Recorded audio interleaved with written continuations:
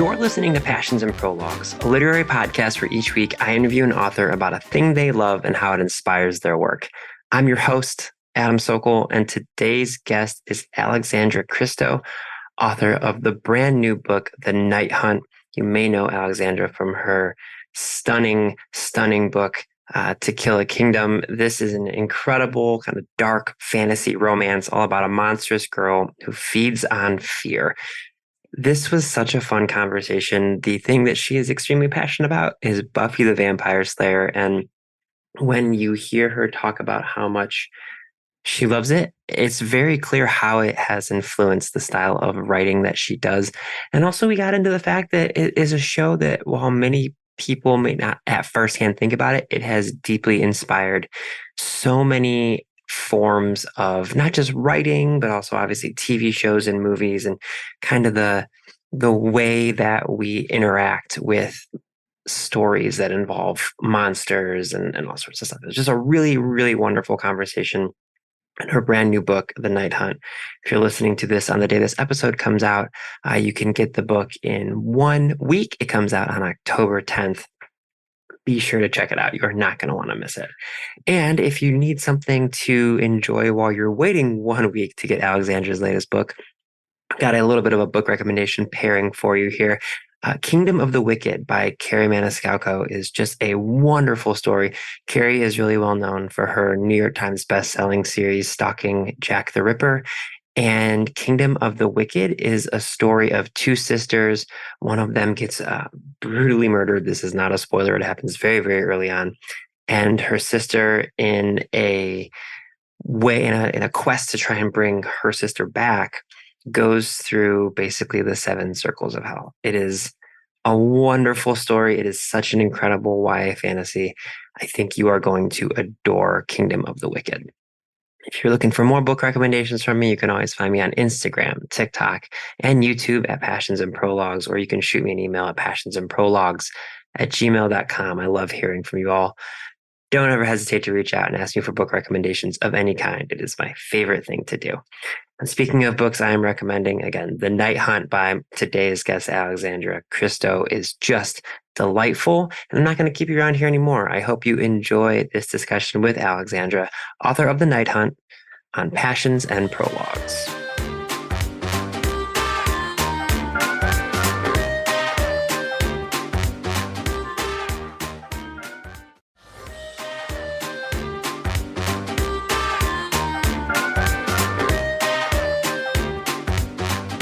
Okay, Alexandra, what is something that you are super passionate about that we're going to be discussing today? Buffy the Vampire Slayer. Beautiful. It's that time of year. It's something that was very much, I think it's still sort of part of the culture, but it's like very much has a huge impact on culture. So for starters, like when did you discover Buffy the Vampire Slayer? Was it like when it first came out, or kind of take me through your discovery? Yeah, sure. First, I do want to clarify that there's no certain time of year for Buffy. Buffy is an all year round thrill. That's fair. It's always spooky season in my house. Beautiful. But yeah, Buffy actually started when I was really young. I was born in 1990. It was out in the 90s. And my parents were not the type of parents that were like, this is not age appropriate for you. You should not be watching shows about horror and murder. They were very much the parents that like, this is a cool show. Do you want to watch it with us? Which both my brother and I did. So when Buffy was like first airing, we were watching it. And then every year for Christmas, our parents would gift us each the video VHS box set of the season. And my brother and I would unwrap it. And there was Buffy and Angel, the spin-off. And we'd have our various box sets. And we'd be like, I'll watch mine first, then I can watch yours. So yeah, from when I was very, very little, I grew up with that image of this kick-ass woman slaying all of her monsters. And I think that definitely had a foundational effect on me and my writing. I was just going to say, I think it absolutely had an effect on your writing for sure. And we'll get to that in just a bit. But I guess I'm curious, what was it about the show for you that struck such a chord? Like, what was it that made it so sticky for you, especially when we're so young and there's shows that we think are the biggest deal for us one month, and then the next we're on this something else. So, what was it that kept it so integral and kept your interest? I think it was a couple of things. I think first, the family aspect of sitting around watching my family, having that show that we shared together and that passion we shared together was really important to me. I grew up in a very big family. So my mum is Italian and my dad is Greek and German. So kind of Christmases were like 80 people all just yelling and drunk on like limoncello and ouzo. So I always had that big family thing. So to have like this show that was like our little thing that we could bond over and we could watch every week, we could tune into, that was really important to me. And I think that's why it stuck with me over the years, because even now it's something that I can talk to my parents about or talk to my older brother about. I mean, he lives in Finland. He doesn't even live in the same country as me, so I don't get to see him that often. So, but that's still something that we can always share. Even now he's like nearly 40 and we're still talking about Buffy the Vampire Slayer. So I like that it kind of brought us together, the world of murder. But I guess the other thing is that escapism element that is in all fantasy and all horror, that idea that there is a secret world that's among us that we're not aware of. I mean, Buffy wasn't kind of set in Lord of the Rings, like a completely different world. It was set in our world, and it's this idea that there is a world beneath our world, that anyone could be chosen to be the one, the vampire slayer. And I think that made me feel like anything was possible when I was younger. Like, oh, I could be the next vampire slayer, or I could fight all the monsters. So I liked that aspect. No, I know what you mean. It's something I don't think I've ever thought about, but it is, it's like we are all the main character in our own story. And so when there is a TV show or a movie where, like you said, it's a magical thing, but it is set in for, you know, all intent and purposes, like our world, it gives you that feeling of, you're like, oh, it could be my POV. Like I could be this thing in theory, where, like you said, if it's Lord of the Rings, a classic, you know, I know I'm not an elf or yeah, exactly. or like, please don't send me emails, people. I know Lord of the Rings is great, but it's literally set on a different world, like at a different time. I am not a tiny hobbit with large feet. It's like, are you sure? I mean, I have big-ish feet for being 5'11", but I don't have, unfortunately or thankfully, that giant of a foot. And there's no, but I know what you mean. Like, it's when it is in our world, you get that feeling where you're like, oh, and I could be this person. I could be this thing, if that makes sense. Yeah, it's like there's a whole other destiny out there just waiting for you. That kind of idea of endless possibilities of, okay, right now I'm just walking to school or just going about my everyday, but one day there's this magical future out there for me. I think as a child that was really important for me to have in my mind. I mean, even when I was younger, I used to say that I used to have a whole list of things I wanted to be, and they were all magical creatures. Because for me, the idea is I can be absolutely anything. And I think I once told my teacher, oh, I want to be a fairy. And she called my mum into school and said, your daughter's not serious. She has to have a proper career. And my mum was like, she's 5. She can be a fairy. Like, calm down. Listen, is it really that much more unrealistic than like a 5-year-old saying they want to be a professional footballer or like even like a fireman?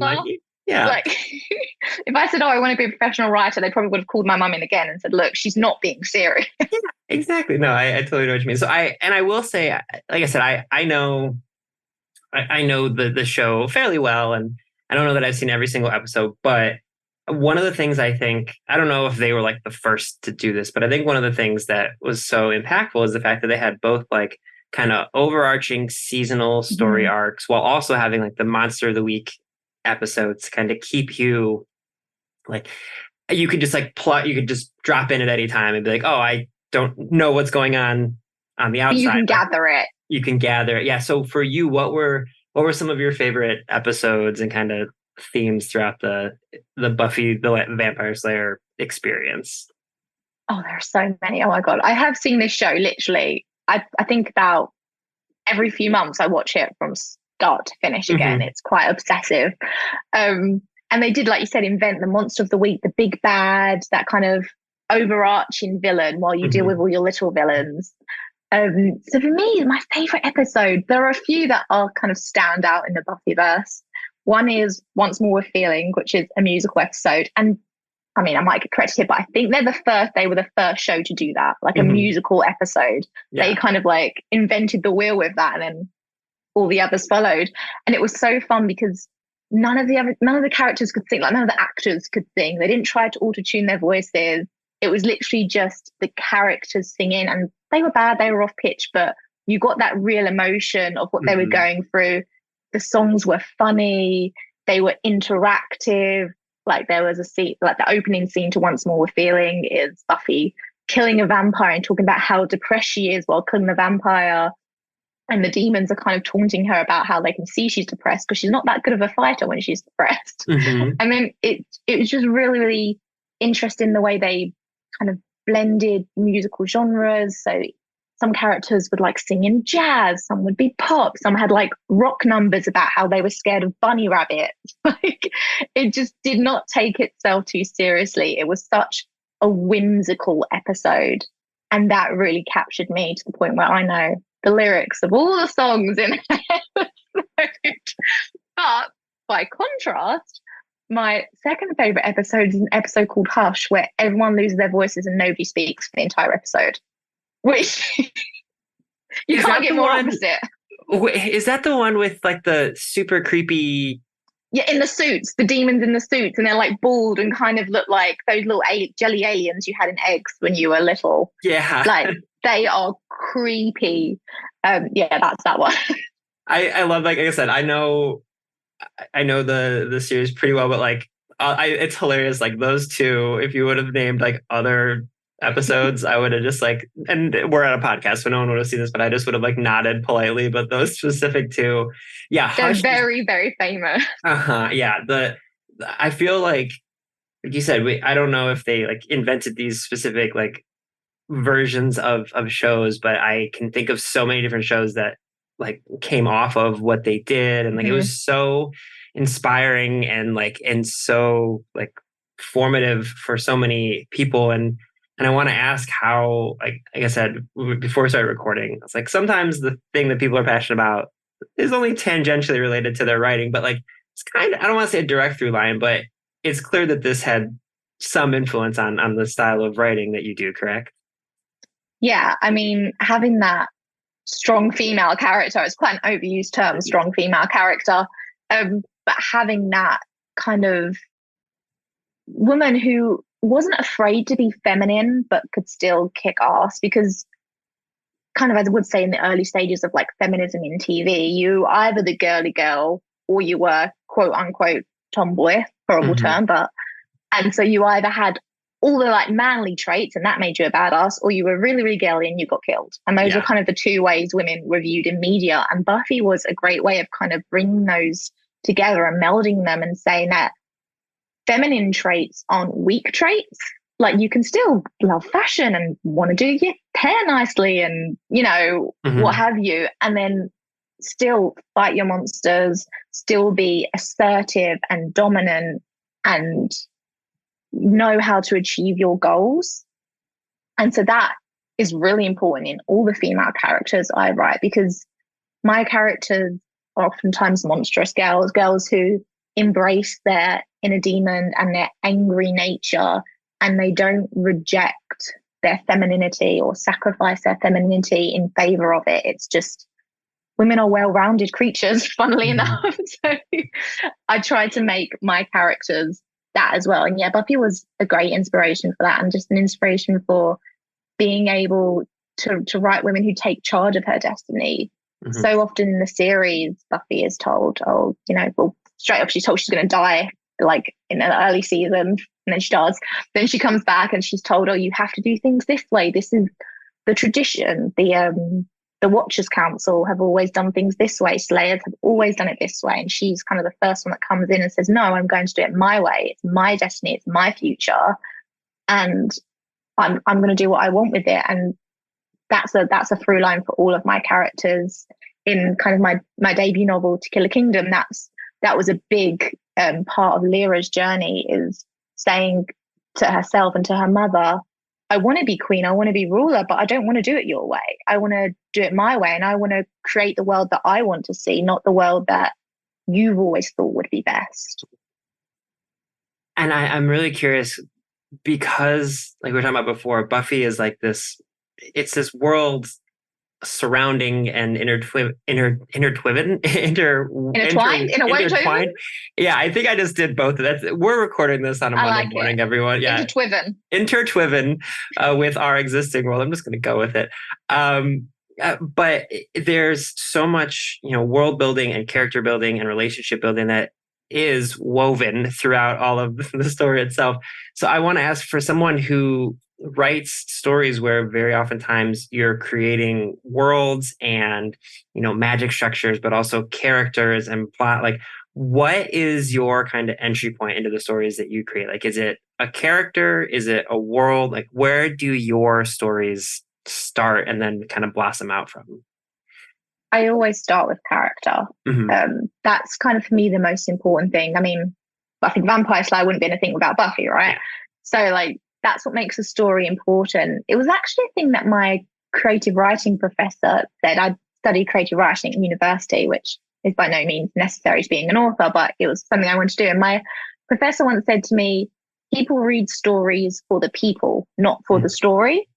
And that always really, really stuck with me. And whenever I sit down to write a book, I always start with a person in my mind, with a character, an idea of who a person is, where they are in life, and where they want to be. And then I kind of build the world around them. I build all those fantastical elements around them. But intrinsically, every book I write is about a person's journey, normally to self-discovery or to acceptance of kind of fighting against a system that tries to place them in a box, trying to write their own destinies. And yes, it's in a world that's full of like stabby, stabby, kissy, kissy, and monsters and gods and, the Grim Reaper or what have you. But it's always essentially about a person finding out who they are and telling the world, this is who I am. And if you don't like it, tough luck.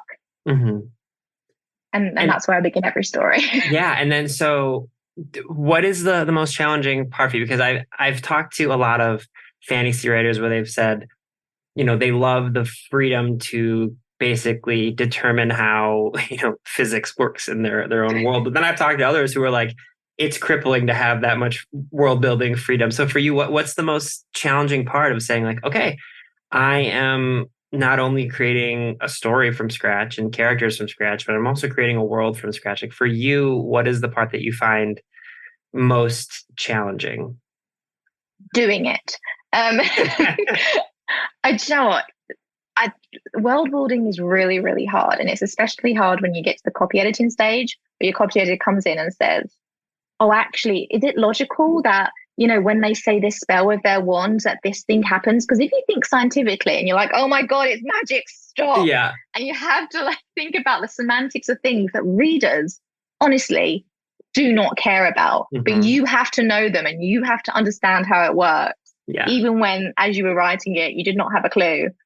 And so the hardest part for me is finding logic within my own madness, because there will be an idea of, okay, I want to do this in the book. I want to kind of, so for instance, in my second book, Into the Crooked Place, the travel system is floating railway trains. I was like, I need that in my book. And then I have to be like, okay, what are the semantics of the railways? Where would they go? Would they be at certain times? Would they go to all countries and stop off? How long would it take to get from one realm to another realm?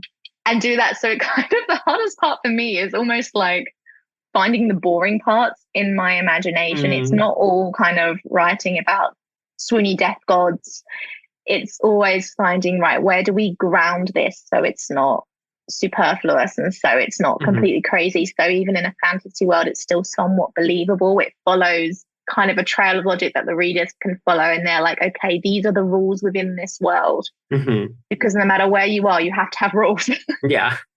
Which I hate, but our world follows rules. So every world you create has to have its own set of rules and you have to stick to them. If you're kind of like my new book, The Night Hunt, I'm writing about like death gods. I can't just have an elf come in or one of the Lord of the Rings hobbits pop in. Like, they don't exist in this world. I have to stick to the rules and the laws that I've created. And it was very hard to remember the rules and the laws that I've created. So there's a lot of spreadsheets, and I use a writing software called Scrivener, which is like virtual corkboards and just files upon files upon files to try and organize my own mind, or at least have a system where if I forget something, I can go back and say, okay, this is my logic, friend. Fred, let me follow it. Yeah. Or listen, you could just do, I don't know if you watched Game of Thrones when it came out, you could just do what they did in the last season where they were just like, screw it, all those things that took a season to have people walk across and fly across, it's just going to take them half an episode now. It doesn't matter. We got to get things. You could just do that and just tell your editor, I'm just doing the Game of Thrones process and see if that I'm works. just ruining the story I've created. Exactly. That's what I should do for the final chapter of a book. Just be like, and kill everyone, ruin all the character development. Yeah. I bet your readers will love that. They'll be very excited about that.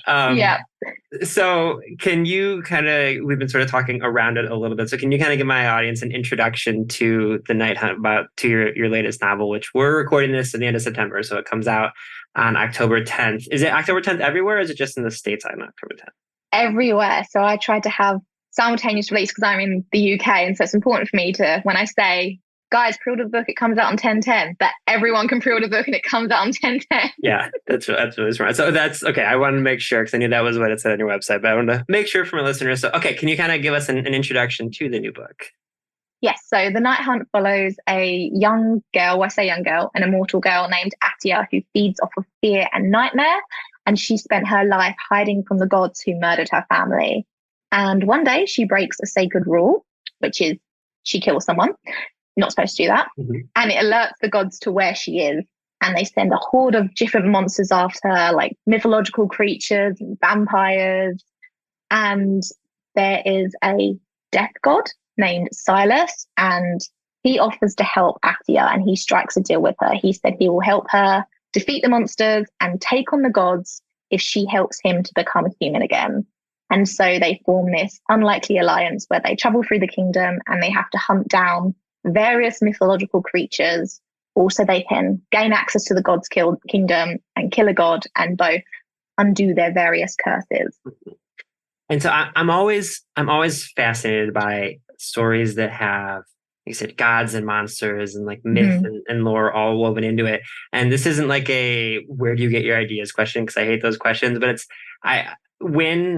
it's so weird because you're creating this world and these monsters, but because we all have this like inherent knowledge of Greek and Roman mythology in our brains, it's almost like if you do something wholly different than that, people are like, well, wait a minute, I'm unfamiliar with a satyr that would do that. So for you, when you, like you said, you always start with characters, but like when you need those characters to begin to take action, like for this particular story, do ideas come from just, watching shows and like doing other reading? Or I guess like, where do you come up with the plots that you're going to decide these characters are going to be put through the various hells that they are put through? Buffy the Vampire Slayer. No. All comes back to Buffy. To the beginning. No. So, I mean, Greek mythology is like quite big these days, like quite popular. Mm-hmm. For me, it's something that I'm really interested in exploring because my family is Greek, and for me, it kind of goes back to like touching on my roots. My family, as Buffy, was kind of a bonding experience with my family. Writing books that touch on Greek mythology and explore it is a way for me to feel closer to my family and kind of that culture. And I always grew up with stories of my granddad telling me about the various myths and legends. So for me, it's a fun nod to my grandfather, who sadly passed just before my debut came out, to kind of have that stuff in it. It makes me feel very connected to my family. In The Night Hunt, it's hard because to build the creatures and the monsters in that book and to find the inspiration, as I said before, I begin with the character and I have to build the world around them. And for me, it was like, okay, Greek mythology is very important. That's a line for all my books.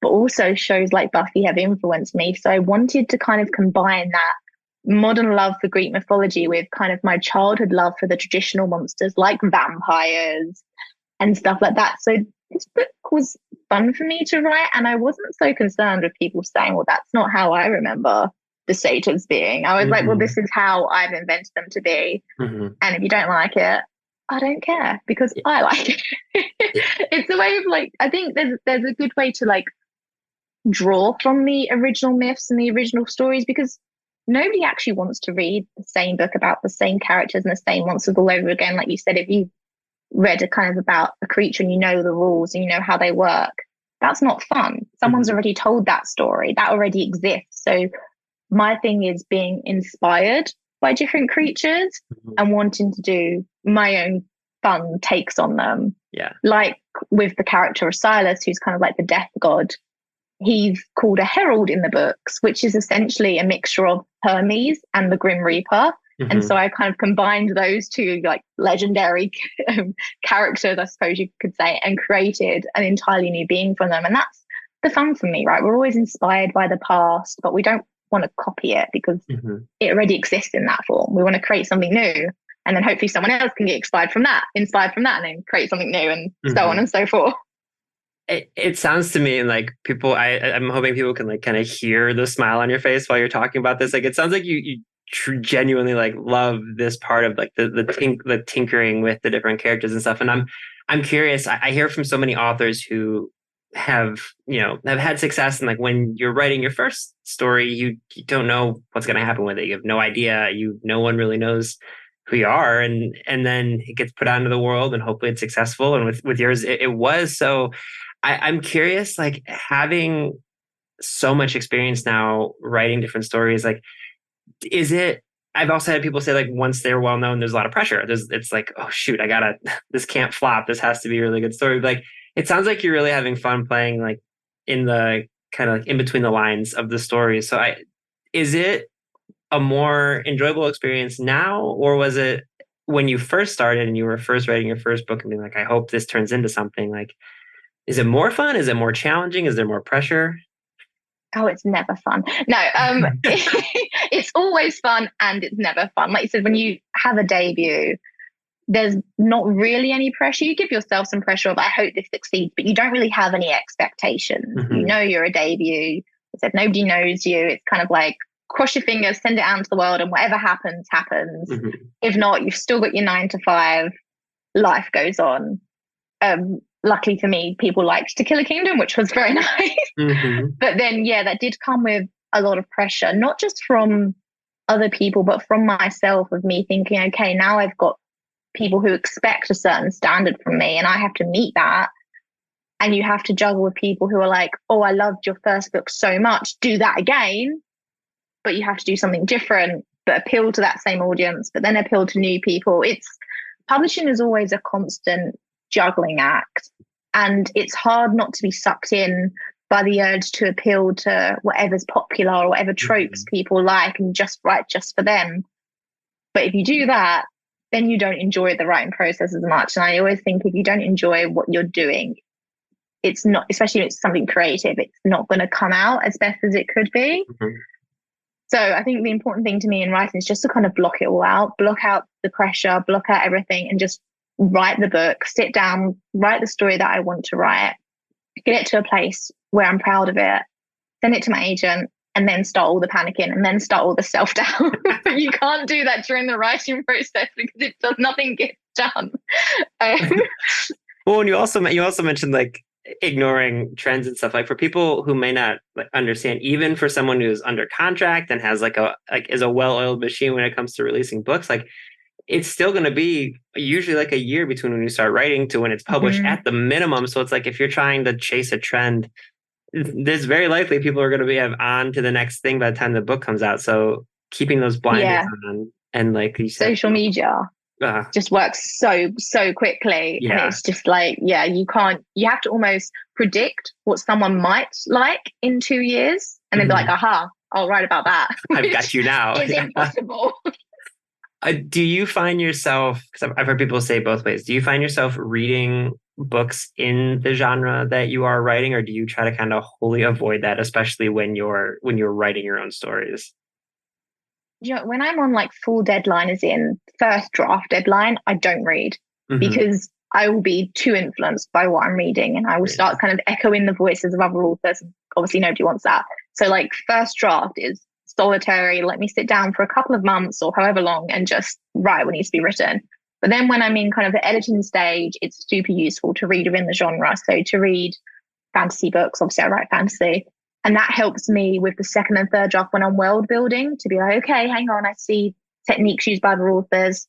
Let me do that. Or even to pepper in twists. Because a lot of times I read fantasy books and I'll be like, oh my God, I never saw that coming. Okay, now I need to work on my twist because my twist is too predictable. And you go back and draft, 7 or 8 or whatever it is. And it really does help for you to refine your book, because the first draft is always a first draft. So it's not a matter of comparing it to someone else's finished book. It's a matter of saying, okay, this finished book is really helpful at making me remember what a book is supposed to look like. But, it's also helpful to read outside of the genre, because fantasy is a genre, but fantasy within it now has so many other subgenres. Like romantasy has become the big thing, which I guess is what I tend to write. So reading just like straight contemporary romance even helps with obviously romance elements, but things like casual conversations characters have, because it's not all about like death and war and monsters constantly. Like characters have to have genuine conversations between each other, and they have to bond, and they have to find things they have in common. They have to have banter and jokes and levity, and things like contemporary romance really help you build that side of it. The conversation and dialogue that doesn't necessarily move the plot forward, but moves the character relationships forward. It's so freaking hard, and people don't realize that. Like, it just for anyone who has a conversation today, try to write down that conversation back and forth and read it, and you will feel like a psychopath, because it looks weird on paper. It's like, that is. It looks so weird. The way people like pause or use certain words or say like, la, you can't do that in a book. No. Like the character's going like, and then I did this, and then I like, it looks so crap on the paper. You can't do that. So you have to kind of make the conversation seem realistic, but without too many fillers, but enough fillers so that it seems that everyone's three-dimensional and everyone's a well-rounded person. It's got to relate to the plot somehow, but not all the time enough. There's got to be a background of the plot in it. And goodness. Listen, that's why I just do dad jokes. I live in the Midwest of the United States, and we do this thing that Australians also do, where if someone asks us a question, we'll go, yeah, no, or no, yeah. Like, and it's one of those things where when you see it on paper, you're like, oh my God, yeah. I say, no, yeah, no. And it's like, you don't write that, but that's how people talk. It's, if I wrote that, that's when my copyhead would come and go, is it logical for them to say, yeah, no, yeah, no? Yeah. At which point I'd say, yes, it is. Have a conversation with me. Wildly logical. Yeah.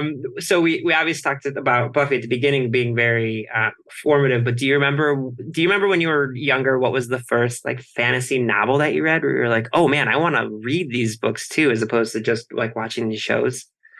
Yeah. So because I suppose it's kind of two. So when I was like younger, Peter Pan was kind of my first foray into fantasy, I suppose. That idea that you could just be whisked away into the night, fly into the stars, and kind of be transported to a world full of magic and pirates, which I suppose did impact my first book, which is about pirates. Yeah. Just a little bit. So that for me was just great as a child, to, like with Buffy, to know that there were potential other worlds out there. And also to know that it's okay to be ordinary as well. Like at the end of Peter Pan, kind of Wendy doesn't stay in Neverland, she goes back to her life. So you can kind of have these fantastical experiences, you can have all these wild dreams, but then, you can also live your normal life, and it doesn't have to be everything's an adventure all the time. You can just have one or two really great experiences that can form who you are as a person. So yeah, I love Peter Pan. I collect all the different editions. I remember when To Kill a Kingdom came out, my publisher gifted me a special edition of Peter Pan, which was really nice. That is amazing. Yeah. There's a book that came out, it's been a while now, but it's called The Rest of Us Just Live Here by Patrick Ness, I believe, who wrote it. Oh, yeah. And for those who aren't familiar, it is a story of these high school students who there are fantastical, insane things going on with like villains and monsters and heroes going on. But the story is about the rest of the people at the school just trying to survive. So like you get these tangential background stories about the insane things going on about the world maybe ending, but it's just these kids trying to graduate high school. And it's like, you're talking about Peter Pan. Like I think about that, where it's like, it's a really powerful reminder when you're writing, like, oh yeah, I even if your main characters are the ones doing the fantastical things, like there's other people in the story, and like, how do you weave them together? I think it was just I always think about that, about fantasy, like there's also other people there too, that are just trying to get a loaf of bread or whatever it might be. That's why as well side characters are so important in fantasy, right? Like if you've got that kind of, what I've got is a dual perspective novel, you can't just have two characters in your book. You have to have characters around them. They have to have other friends, especially in a romance book. It can't just be about those two in a codependent, weird relationship. You have to have other people that help form who they are and help them kind of discover who they want to be. So yeah, I love writing side characters for that reason. I love kind of having someone there who gives all the banter an excuse to put my dad jokes in the book. Yeah. So I love that. I have one last question for you. I always end the conversation by having the author who has come on give a recommendation of any kind. It can be a book, it can be a show, it can be a recipe that you think more people should know about. The only thing I'm not going to let you do is say watch Buffy the Vampire Slayer, because that's like implied throughout. That's my answer to everything. So what is something you want to recommend? Again, it can be a book. It could be anything you want, other than it's implied throughout this conversation that people should watch Buffy the Vampire Slayer. Okay, I'm not going to recommend a book because I feel like I do that all the time. And I feel like people know what books I like to read. And TikTok will tell people what books they should read, you know. So I'm going to recommend a show called Only Murders in the Building, which I assume some people may have heard of. But it's fantastic. It's a murder mystery show. It's kind of a bit like Knives Out in like tone. Very kind of funny and quirky. Selena Gomez is in it. And I named my dog after her, Mabel, after her character in that show. I love that. I just thought it was so funny. And I love that idea of kind of solving murders instead of causing them, which is what my characters normally do. Oh, that is perfect. Alexandra, The Night Hunt is so wonderful. It is a perfect book for this time of year when we're getting those longer nights and it's getting colder, and it's just a perfect book to like cozy up with and disappear into another world. It's such a fun book. People are going to love it. And thank you so much for joining me today. Oh, thank you so much. It's been so much fun. Watch Buffy.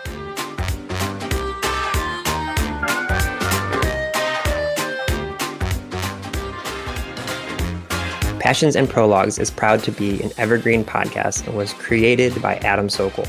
It was produced by Adam Sokol and Sean Rule Hoffman. And if you are interested in this podcast and any other evergreen podcast, you can go to evergreenpodcast.com to discover all the different stories we have to tell.